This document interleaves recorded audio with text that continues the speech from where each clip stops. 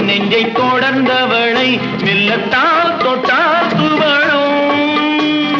பால்மழலை மொழி படித்தவளை சுகம் பட்டால் பட்டால் படியும்